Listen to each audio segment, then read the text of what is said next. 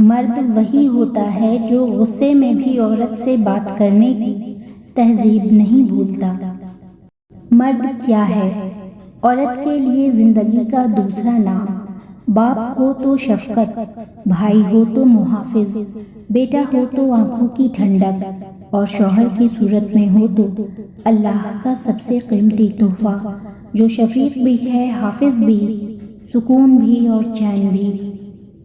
مرد اگر عورت کو روکتا ہے، ٹوکتا ہے، تو اس کا مطلب یہ نہیں کہ وہ شک کرتا ہے یا پھر اس پر اعتبار نہیں کرتا، بلکہ وہ اسے اپنی عزت سمجھتا ہے اور اس کا خیال خود سے بھی زیادہ رکھتا ہے۔ ایسی عورت دنیا کی سب سے خوش قسمت عورت ہے۔